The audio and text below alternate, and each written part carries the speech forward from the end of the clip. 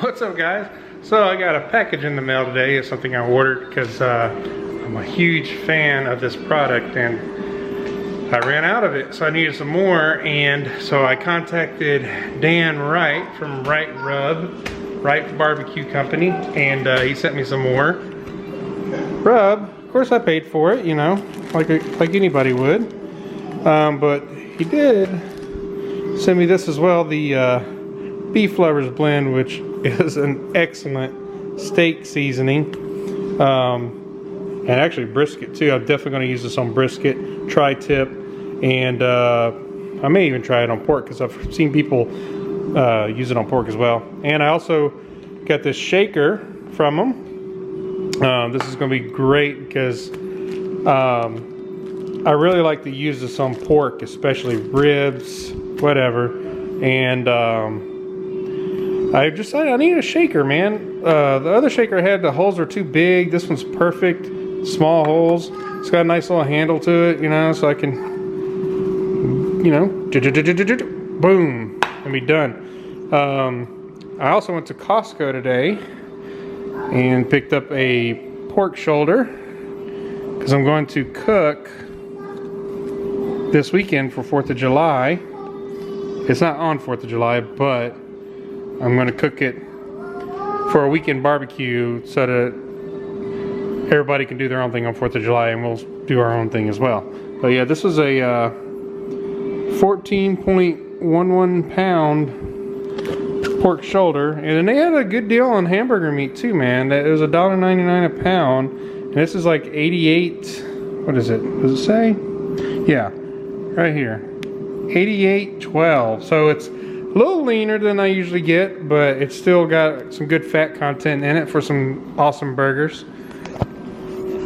But yeah, I'm in my new house and I'm still getting settled in. The garage is a work in progress.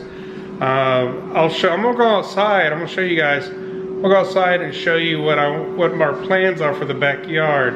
The backyard's a lot smaller than my last backyard, but at the same time, it's nice, kind of private.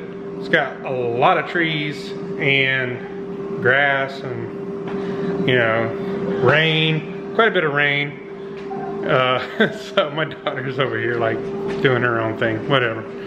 But let's go outside real quick. I'll show you what I'm doing. So one thing about Houston especially is it rains a lot here. I mean, by a lot, I mean a lot. We get water that kind of puddles up over here.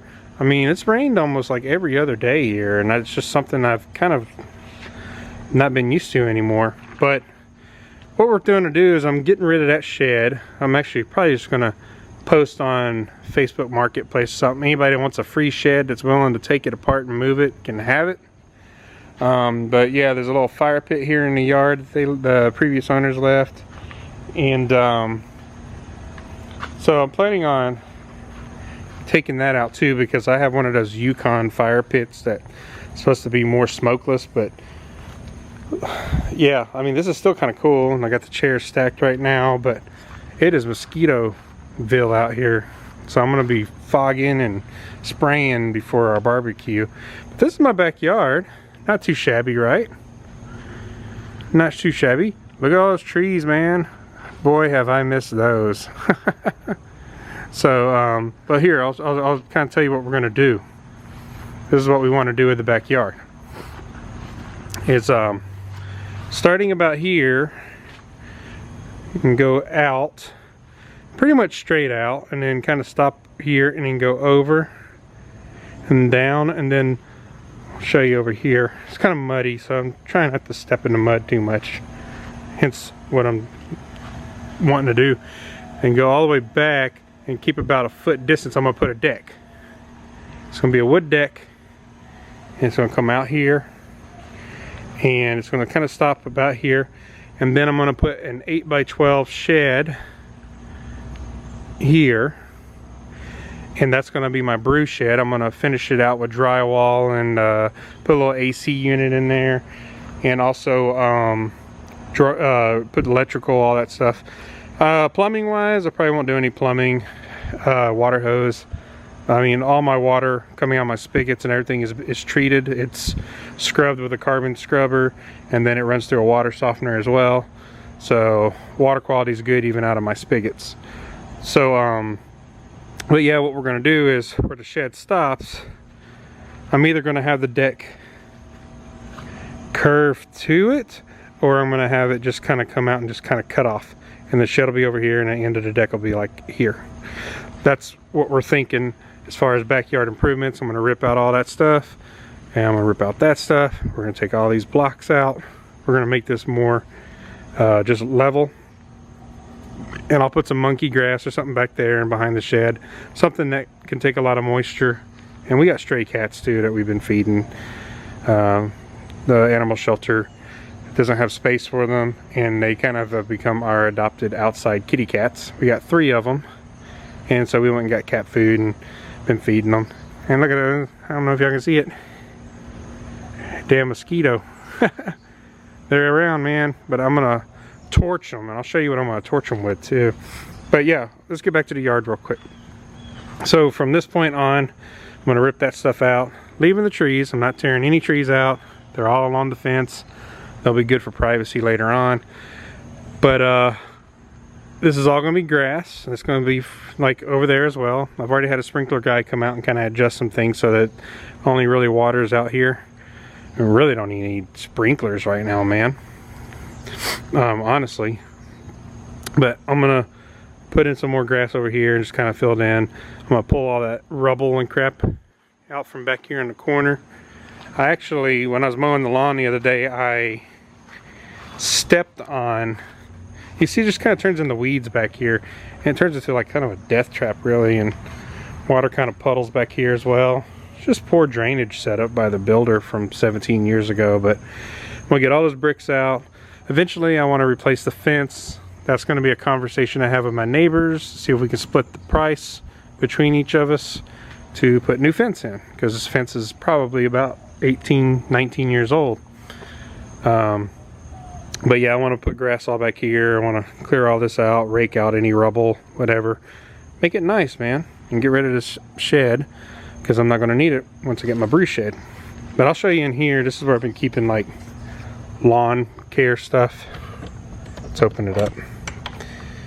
But yeah, got my weed eater there, mower, spreader, and but this thing right here, man, this is, I call this the Mosquito Killer 1000. It's just a black flag propane fogger. But what I'm going to do tomorrow is I'm going to fog up the backyard, kind of start getting them chased out of here, and then I'm going to fog again on Saturday. And then on top of that, I'm going to spray the lawn down with some lambda cyhalothrin, and that'll keep them from anything they touch, they'll die basically. They are bad this year. We've had a lot of rain, more rain than I can recall or remember from when I lived here before. But I do live a further north in the Woodlands. I used to live in Spring, Tomball area, but it's really been raining, and the ground's just been soggy. And like I said, I really don't have a need for a sprinkler system right now. The grass is getting plenty of water. So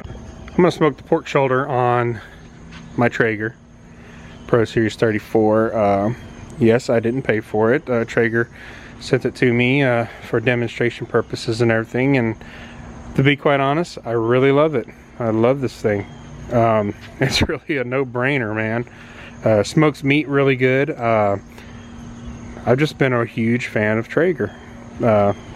This thing has been amazing, and I had looked at them in the past anyways to buy, and I was blessed to get this unit. And their rain cover, man, these things are great. It's like a real heavy-duty PVC, and it has just taken a beating from the rains here.